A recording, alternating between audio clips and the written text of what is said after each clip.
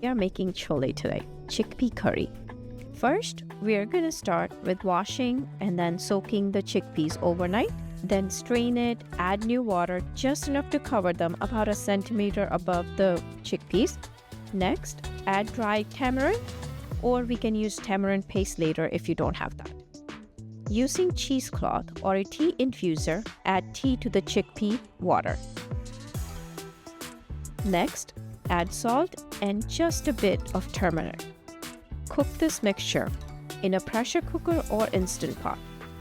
We will only need half of this potato. You can cook that with the chickpeas in the instant pot or in the microwave. Green chilies to your liking. I'm making this for my kids, so I'm just using one green chili. You can always choose to add red pepper later if needed. Add garlic and ginger and blend this mixture. Keep it ready. We will chop up the cilantro finely and add it to the gravy. This will help thicken the gravy and the kids won't complain about it. So instead of adding at the end, add it early. Next, mash the cooked potato. We will be needing that soon. I like to use Badshah Chole masala in my recipe.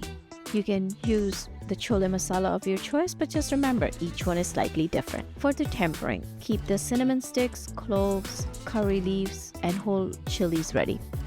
In a large pot, start with mustard seeds and cumin, and then curry leaves, cloves, cinnamon sticks, red pepper, and onions.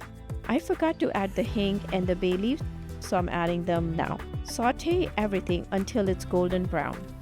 Don't burn it, we just want to cook it till it's golden brown. Remove the tea infuser from the chickpeas. Add the blended green chili paste, cilantro, tomatoes, roasted cumin powder, black pepper, and salt to the pot. Meanwhile, add little water to the potatoes and keep it ready. This is an important step. You need to cook the tomatoes down properly. It will take few minutes. You can add little oil if needed. The oil will separate once the tomatoes are cooked thoroughly.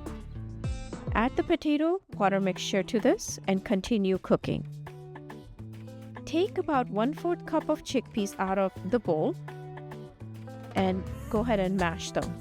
Add the rest of the chickpea liquid and the chickpeas to the pot. I had separated the liquid to measure it out so that I can tell you about how much liquid I'm using in the recipe. But both of them can go at the same time. Add the mashed chickpeas to the pot as well and let everything heat through.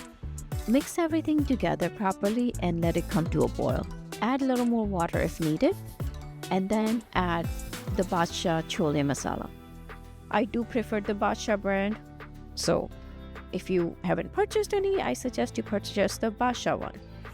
Mix it all well and let it cook for about 5 minutes.